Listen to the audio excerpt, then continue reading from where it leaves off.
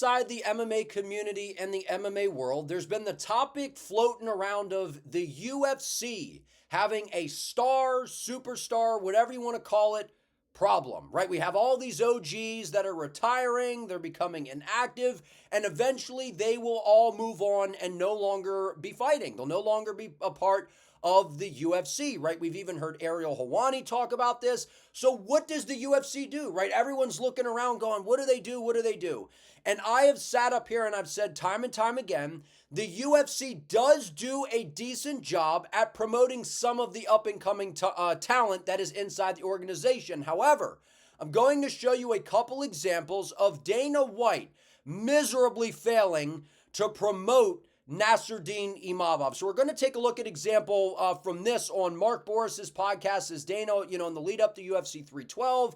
They were kind of predominantly talking about DDP, Sean Strickland, and some other topics, but we're going to take a look at that clip. And then we're also going to take a look at his post-fight presser, right? Because, right off the rip, it was Nassourdine's moment. He gets that big opportunity to go out there against one of the middleweight goats in Israel Adesanya, and he goes out there and knocks him out. And what I'm expecting is we got this absolute savage at middleweight. Did you see how he went out there and solved Israel Adesanya and was able to knock his ass out? That's something that we have barely seen in Adesanya's career outside of Alex Pineda landing a nasty left hook on him later in the fight. So Nassourdine Imavov, without question, is one of the future stars inside the organization and especially in the middleweight division. So we're going to take a look at these two clips. But when I saw this, I was actually on a live stream and I was like, I got to make a video on this because I could not believe what I was hearing. So we're going to listen to these. I'm going to react, give my thoughts and how I think the UFC, they need to solve this problem. Otherwise, when all these OGs and these huge names tend to fade away, they aren't doing the right things to pump up some of these up-and-coming guys. So here's a perfect example of this. And I love Dana White. I love the UFC. This is stuff that needs to be pointed out because they got to fix this stuff, man. And you just, it's interesting you mentioned that, Chris, the Australia's the home of the upset. Last weekend, I was tuning into Izzy's fight, Israel's fight, and there was an upset, for me anyway. He got knocked out and TKO in the second round, I think it was. Izzy? Yeah. The Izzy fight? Yeah. Yeah. Did that surprise you? Because I saw you interviewed later and you said you didn't expect it. Yeah, listen, Izzy looked incredible in the first round. Yeah. Absolutely picking him apart, chopping the calf kick the whole round. At the end of that first round, his face was all busted up, his leg was busted up, and Izzy got caught in the second round. Anybody can get caught with a big punch. But yeah, what's the question you're asking me? How unbelievable is that? How unbelievable is that? And I know he was asked a question of, what did you think? Were you caught off guard, I guess, by, the performance? Dana White goes in there and immediately defends Israel Adesanya. It's the first thing that he does. And listen, I know Izzy, he's one of the, he's done a lot for the sport. He's one of the bigger stars in the organization. He's one of the GOAT middleweights. I understand all of that. And Izzy, he was a great champion. He was fighting what seemed like every other month, right? So the guy has had a spectacular career inside the UFC, but immediately he hops on the gas talking about Israel Adesanya, the incredible first round he had. He was landing all these shots. He was out there marking up Imavov's face, which, yes, Adesanya fought a very, very good first round, and it was very impressive. But he just got caught. He just got caught.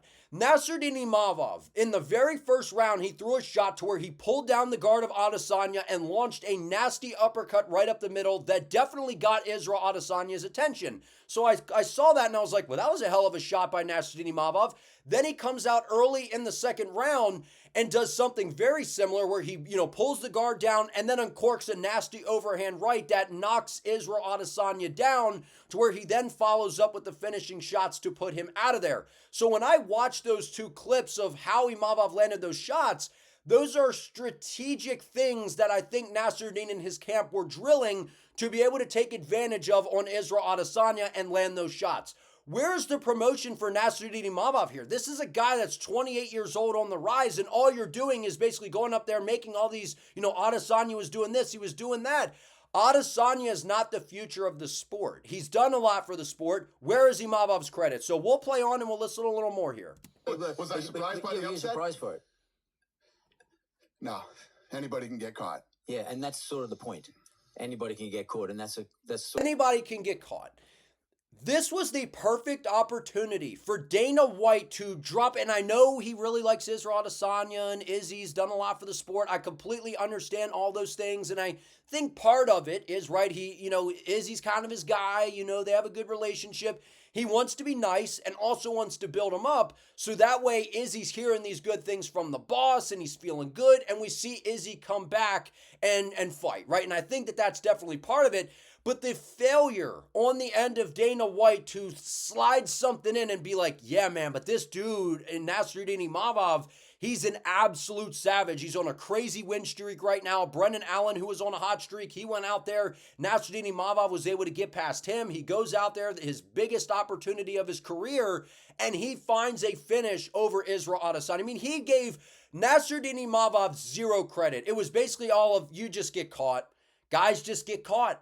And I know that the question was, well, basically like, did it surprise you at all? And it's like, no, you just get caught. The lack of, this is the opportunities that Dana and the UFC have to help promote these guys, in my opinion. Like, you could at least throw in a little something, showing Nassourdine some love. And those are the types of things, when you look at these interviews and guys go back and watch them, they might not know. They'll be like, Nassourdine Imavov? And now you just tapped into a different audience. Or it shows that what Dana White and Rogan and these guys say, there's parts of the fan base that they only basically listen to what they say. So if Dana White goes on there and says these nice things about Imavov, it's going to turn some heads and get people looking in the Imavov direction. So that was an absolute failure, in my opinion, by Dana White right there. And I have no problem, of course. I want him to give Adesanya his due, but sprinkle in something in about Imavov, man. Talk about his performance and how that was a huge opportunity for him. So that was an absolute blunder. And then if you thought that that was maybe just a one-off, Jake, he's talking about UFC 312, and I figured that that was what people were going to come with. Oh, he's talking about Adesanya, UFC 312, the way that question was worded, blah, blah, blah. Here is immediately after the fight. UFC Fight Night Saudi Arabia. Dana White comes out there, and now keep in mind, he's a little bit frustrated, right? Because this card, it was decked out, it had all these names on there, and it didn't necessarily live up to the hype. At least the main card, right? We saw a good finish in the main event from Imavov, but the card had some boring fights on it, right? So I think he was a little frustrated, but he's going to be asked again about the main event. Let's listen to his responses. Obviously, fantastic finish for Nassourdine Imavov. Good first round for Israel Adesanya. Talk to me about your thoughts of the fight and how you saw it playing out until the finish. I thought Izzy looked incredible right up until he got caught. Looked good. Was picking him apart, staying on the outside. Takedown defense was incredible. Chopping that calf kick, the whole first round. He couldn't have had a better first round, and then he got caught. Literally, the question started, the guy literally says, basically talks about Nassourdine Imavov's performance, and Dana's entire response to that is, well, Adesanya fought a very good first round. Exactly what he just said in that interview clip that I just showed you. This is the problem with, and like I said, I love Dana and the UFC, man. They're getting in their own way when it comes to promoting the up-and-coming talent. This is a perfect example, and that's why I wanted to make this video, because they're getting in their own way, man. They do this. They're clinging on to the OGs and these guys, and at some point, you have to start investing in these younger guys. And I know they're giving, they gave Imavov the main event. I'm not necessarily talking about that, but I'm talking about the words coming from the boss man, Dana, because it means a lot what Dana says, man. And a lot of, like I said, there's a lot of these fans that whenever they hear what Dana says, especially, the older audience that's, been around for a while and they've been watching the UFC for years, whenever they hear Rogan and Dana say stuff, they take it, and that's what they run with. So hearing him give praise to Imavov would mean a lot. We heard nothing. We heard nothing. All we heard was Adesanya had a great first round, which he did, and all of the things that he said were true. But what about the nasty setup by Imavov? What about the nasty finish by Nassourdine? I mean, it's crazy, and they're going to follow up here. Do you feel it's one of those things where, like, he got caught, or is it one of those things where age might be catching up to him, he might be slowing down? Which one do you think it could be? Listen, getting caught is getting caught. He's 35. Imavov is 28 years old. He's in his prime. That's It's making me so mad, man. Like, you aren't giving Nassourdine any credit at all. Oh, he's 28 and Izzy's 35. You get caught. What about the setup? Like, it looked to me like they were clearly drilling these types of attacks on Adesanya. Whenever Adesanya would stick his arms out and try to utilize his reach, they pulled the arm down, got in range. You saw the uppercut in the first round. Second round, they changed it to an overhand and were able to get to him. Why are you not talking about that, Dana? Why are you not talking about how this guy had the biggest moment of his career in a, huge fight night main event and against Adesanya, one of the best strikers in the sport, one of the GOAT middleweights, and Imavov goes out there and cashes in on the opportunity? Like, why are you not talking about that? Why are you not saying, like, oh man, like, even though we all know Chimaev is next in line, why are you not like, what would really, help out is to be like, man, with a performance like that over Imavov, man, we got some options at middleweight now, which I'm pretty sure he did say something like that as well. But like, play it up, man. Help push these guys on the rise, man. This is what Dana does. He's got this OG thought process with fights.